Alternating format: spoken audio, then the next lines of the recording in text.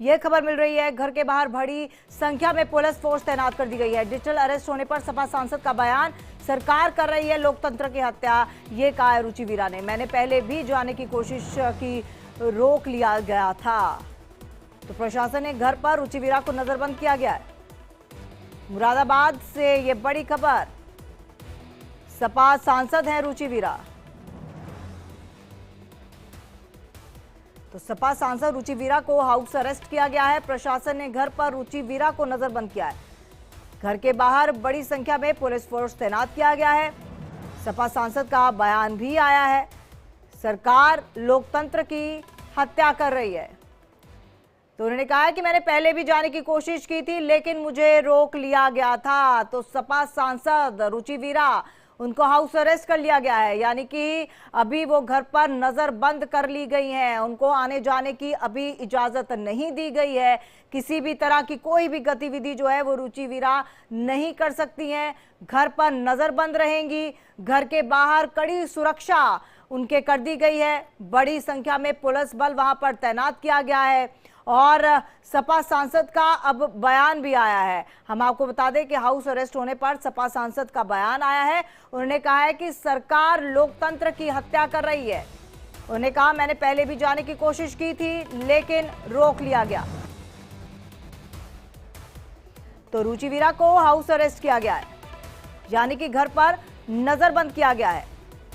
उनकी गतिविधियों पर नजर रखी जाएगी। कहीं भी आने जाने की इजाजत नहीं रहेगी। घर पर ही वो रहेंगी और घर के बाहर बड़ी संख्या में पुलिस फोर्स तैनात की गई है।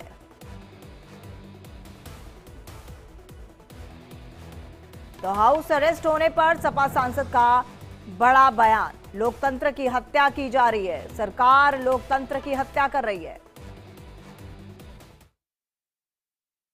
मैं बार बार मांग करती रही हूँ अभी तक, पिछले जिस दिन से भी संभल की घटना हुई है, कि जो मौजूदा जज हों सुप्रीम कोर्ट के, उनकी देखरेख में कमेटी बने, आयोग बने और वो जांच करें, तभी हम कोई न्याय की उम्मीद कर सकते हैं। और इसी खबर पर अखंड प्रताप शाही हमारे सहयोगी जुड़ चुके हैं ज्यादा जानकारी के साथ। अखंड, क्या है पूरा मामला? हाउस अरेस्ट के क्या कुछ कारण है और क्या कुछ बात हुई है आपकी प्रशासन से? देखिए, प्रशासन ने पहले ही नोटिस जो आरोप लगा रहे थे माता प्रसाद पांडे की उन्हें नोटिस नहीं दी गई, उन्हें मौखिक रूप से केवल सूचना दी गई, फ़ोन पे बातचीत की गई थी, जिसका कोई मतलब नहीं है, लिखित रूप में मुझे आदेश चाहिए था। तो इसको बताया जा रहा है कि ये नोटिस भी भेज दी गई है कि आप कोई भी मतलब बाहरी जो है वो संभल की तरफ संभल में प्रवेश नहीं करने पाएगा और राजनीतिक दलों को खासतौर पे इसके लिए अपील की जाती है। तो ऐसा कुछ मैसेज भी उन तक डीएम की तरफ से जो लिखित में जो लेटर है वो शायद उनको व्हाट्सएप किया गया है या फिर मेल किया गया है, ऐसा बताया जा रहा है। ये दावा हालांकि जो संभल के जो डीएम है उनकी तरफ से ये किया जा रहा है। बहरहाल इस पूरे मामले में सभी को जो 15 सदस्यीय दल है जो समाजवादी पार्टी का, जिनको जाना था आज संभल, उन सभी को उनके घरों में ही रोका जा रहा है या उनके जो निवास स्थान है उन निवास स्थान पर ही भारी पुलिस फोर्स लगा के उनको वहीं पे रोकने की कोशिश की जा रही है। और यही चीज़ अभी मुरादाबाद से रुचि वीरा जो कि वहाँ से सांसद हैं उनके साथ भी उनका भी यही बयान आया है और उनके साथ भी ऐसा ही है। और इसके पहले जिस तरीके से माता प्रसाद पांडे जो कि नेता प्रतिपक्ष हैं विधानसभा में, उनकी तरफ से भी यही बात सामने आई थी। उन्होंने मीडिया से बात करते हुए ये बात कही भी कि उन्हें रोका जा रहा है। क्यों रोका जा रहा है? शायद कुछ छुपाना चाहती है सरकार या फिर वहाँ पे प्रशासन कुछ छुपाना चाहता है, जो कि सच है। और जो हम लोगों के जाने के बाद जब स्थिति शांतिपूर्ण हो रही है और हमारे जाने से जब मीडिया वहाँ पहुँच जा रही है और बाकी लोग वहाँ पहुँच जा रहे हैं, तो फिर हमारे जाने में क्या दिक्कत है? हमको रोका सिर्फ इसलिए जा रहा है क्योंकि हम जाएंगे तो सच सामने आ जाएगा।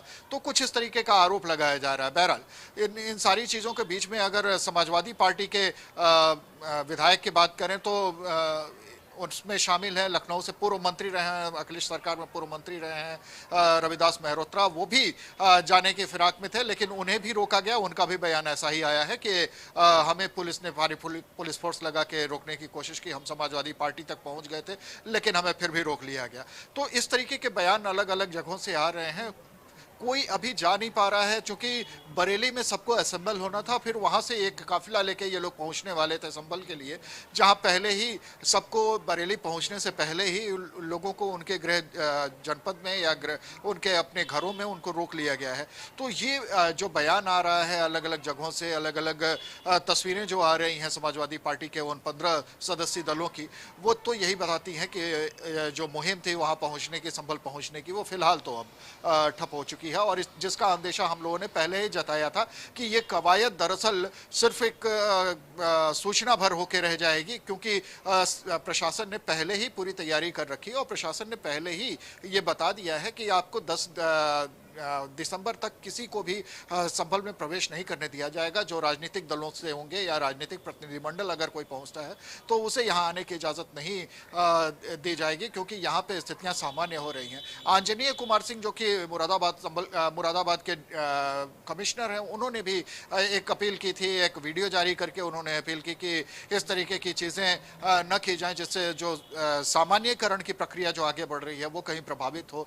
वहां पे स्थितियां सामान्य हो रही हैं और ऐसे में सबसे बातचीत करके माहौल को शांत करने की कोशिश हो रही है और माहौल को सामान्य कर लिया गया है। अभी कुछ दिन और एहतियातन अगर ना आएंगे तो बेहतर रहेगा, लेकिन ये सारी चीजों के बीच में समाजवादी पार्टी ने ऐलान किया था कि वो पहुंचेंगे, उनका एक प्रतिनिधिमंडल पहुंचेगा और साथ में अब कांग्रेस की तरफ से भी एक दावा किया जा रहा है कि 2 तारीख को उनका भी एक प्रतिनिधिमंडल जाएगा। अब देखना यह है कि उनका क्या होता है। और अखंड, हमने कई सारे मामलों में ऐसा देखा है जहां पर जिसकी सरकार होती है विपक्षी दल वहां पर जाने की कोशिश करता है, और ये चाहे किसी भी पार्टी की आप बात कर ले, चाहे बीजेपी की बात कर ले, चाहे आप सपा की बात कर ले, चाहे कांग्रेस की बात कर ले, कई मामलों में हमने ऐसा देखा है।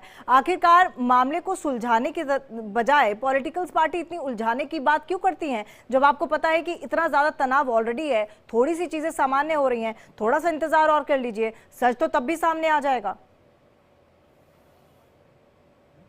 गलत तरीके से ये रोका गया है, मैं इसकी निंदा करता हूँ। हमारी मांग है, अगर जनता के साथ अगर अत्याचार होगा, जुल्म होगा, ज्यादती होगी, हत्या होगी, तो उसका उजागर कौन करेगा, उनकी मदद कौन करेगा? अगर पुलिस प्रशासन और शासन उनके खिलाफ खड़ा होगा तो विपक्ष की जिम्मेदारी बनती है कि हम लोग आकर करके उनकी मदद करें। हमारा मकसद ये था कि हम जाके उनके दुख दर्द के अंदर शरीक हो सकें और जिस प्रकार घटना को अंजाम दिया गया है उस पर सारी उसकी रिपोर्ट लेकर के माननीय अध्यक्ष अखिलेश यादव जी को सौंप सकें। लेकिन हमें बड़ा अफसोस है कि इस टाइप की ये सरकार अब पुलिस प्रशासन की करतूतों पर पर्दा डालने के लिए इस टाइप की ये इलीगल काम कर रही है। यहाँ पुलिस प्रशासन ने आपसे क्या कहा, मतलब रोकते हुए? रोकने क्या, आप देख ही रहे हैं, सब आपके सामने है। कोई जवाब दें, क्यों रोक रहे हैं, क्या मतलब बनता है हमें जाने से? हम वहाँ पे अपने लोगों के दुख दर्द में शरीक होना चाहते हैं। हम सही रिपोर्ट लेना चाहते हैं कि जो लोग इसके अंदर इन्वॉल्व हैं, जिन्होंने वहाँ पर माहौल को ख़राब करा है, जो पुलिस प्रशासन के अधिकारी इसके जिम्मेदार हैं, उसकी एक पूरी रिपोर्ट बना करके माननीय राष्ट्रपति अखिलेश यादव जी को सौंपना चाहते हैं, जिससे कि आगे की हम कार्रवाई कर सकें। प्रशासन कह रहा है कि आपके या फिर नेताओं के वहाँ जाने से माहौल ख़राब हो जाएगा। आप ये बताइए, अगर नेताओं के जाने से माहौल ख़राब होता तो पहले सर्वे के दिन, जिस दिन 19 तारीख में हुआ था सर्वे, उस दिन मैं खुद मौजूद था और भी जनप्रतिनिधि मौजूद थे, उस दिन माहौल क्यों ख़राब नहीं हुआ? जुमे के दिन 22 तारीख में हम लोग खुद मौजूद थे, उस दिन माहौल क्यों ख़राब नहीं हुआ? माहौल ख़राब तब हुआ जब हम लोग वहाँ मौजूद नहीं थे। जनप्रतिनिधि होते हैं तो वो एक कड़ी होते हैं जनता के और शासन और पुलिस प्रशासन के बीच की, उनकी वही माहौल को ठीक कर सकते हैं। इन्होंने जनता के साथ जब लाठी चार्ज कर रहे हैं, गोली चला रहे हैं, तो उस टाइम हम ही लोग तो संभालते स्थिति को, तो इसलिए इन्होंने नहीं होकर के अपनी लापरवाही, नाकामी से, साजिश के तहत इस चीज़ को माहौल ख़राब किया है और हम इसकी कड़े शब्दों में भर्त्सना करते हैं। और हम उम्मीद करते हैं अगर इस प्रकार से पुलिस प्रशासन और शासन से अगर हमें न्याय नहीं मिलेगा तो इंशाल्लाह सुप्रीम माननीय सर्वोच्च न्यायालय से हमें इंसाफ ज़रूर मिलेगा। तो जियारुर रहमान बर्क सपा सांसद को